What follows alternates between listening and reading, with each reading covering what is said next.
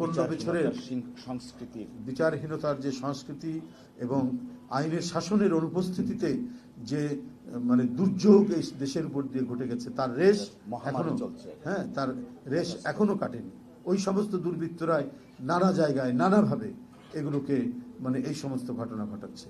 তবে ইনশাল্লাহ অতি দ্রুত সমস্ত কিছুর অবসান ঘটাবে, একটি শান্তি, স্বস্তি এবং নিরাপদ আমাদের এই সমাজ নিশ্চিত করার জন্য এবং মানবিক বাংলাদেশ তৈরি করার জন্য বাংলাদেশ জাতীয়তাবাদী দলের সকল পর্যায়ের নেতাকর্মী এবং আমাদের যারা পেশাজীবীরা রয়েছেন, আইনজীবী এবং চিকিৎসকরা, তারা কাঁধে কাঁধ মিলিয়ে বিষয়ে কাজ করবেন এবং কাজ করে যাচ্ছে। রাজনৈতিক নেতাকর্মীদের উপর অকথ্য নির্যাতন রাষ্ট্র সমাজের এমনই বিস্তার লাভ ঘটানো হয়েছিল যাতে সভ্য, শিষ্ট, সজ্জন মানুষের বসবাস করার বিপজ্জনক হয়ে পড়েছিল। সাধারণ মানুষকে লাঞ্ছিত করতে, দুর্দশায় ফেলতে তারা কোনো দ্বিধা করেনি।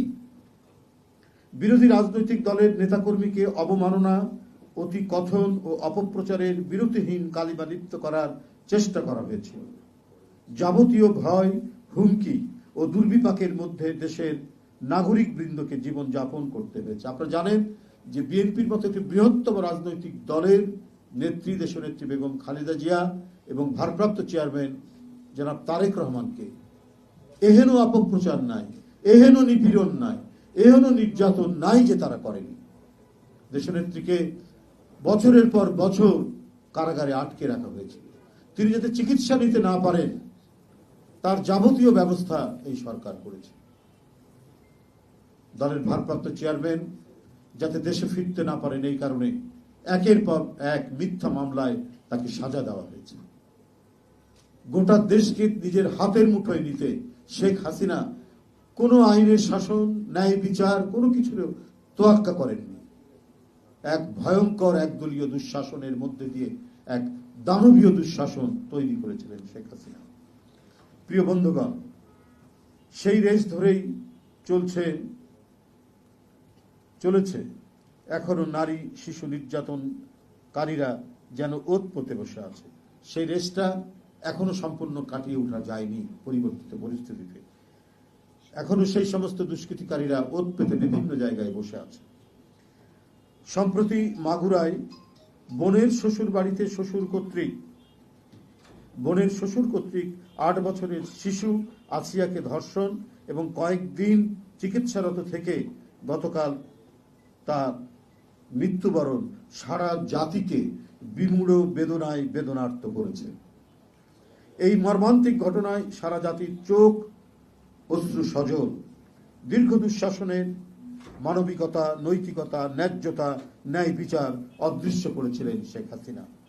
অপকর্মকারীরা অধিকাংশই ছিল শেখ হাসিনার দলের লোক, কারণ এরা জনসেবার চেয়ে আত্মসেবাকেই বড় করে দেখেছে। কিসের দেশ, কিসের জনসভা? এক একটা মন্ত্রী আঙ্গুল ফুলে, এক একটা এমপি, আওয়ামী লীগের লোকজন আঙ্গুল ফুলে কলা গাছ হয়েছেন। একজন ছাত্র নেতা সে 2000 কোটি টাকা পাচার করে ছাত্রলীগের এক নেতা। এই ধরনের অসংখ্য ঘটনা ঘুরি। যে দেশে দুর্নীতি, যে দেশে টাকা পাচার হয়, সেই দেশে নারী শিশু নির্যাতন তো একটা স্বাভাবিক ঘটনা। কারণ এই ক্ষমতাসীনরাই, তৎকালীন ক্ষমতাসীনরাই এই অনাচারগুলোকে প্রতিষ্ঠিত করেছে বলেই নারীরা, শিশুরা কেউ রেহাই পায়নি।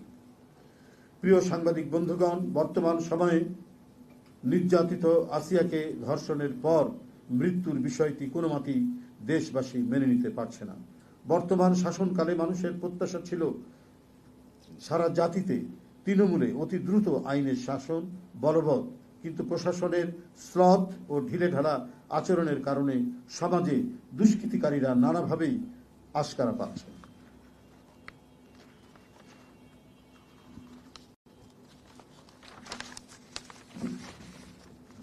মানুষের সমবেত ধ্বনি ন্যায় বিচার নিশ্চিত করা, কিন্তু সেটি যদি অনুপস্থিত থাকে তাহলে অন্তর্বর্তীকালীন সরকারের গ্রহণযোগ্যতা হ্রাস পেতে থাকবে। আইনের শাসনের শক্ত কাঠামো তৈরি করা হলেই ন্যায় বিচার নিশ্চিত হবে।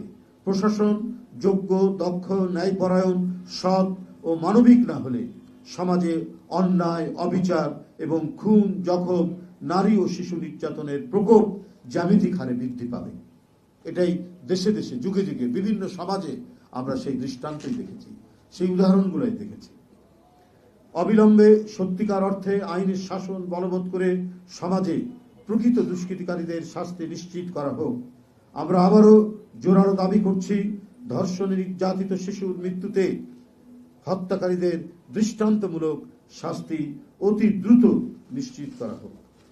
বন্ধুগণ, বাংলাদেশ জাতীয়তাবাদী দল দেশব্যাপী নারী শিশু নির্যাতন, ধর্ষণ ও হত্যার ঘটনাগুলো তথ্য সংগ্রহ, নিপীড়িত নারী ও শিশুদের আইনি এবং স্বাস্থ্য সহায়তা দেওয়ার জন্য একটি সেল গঠন করেছে।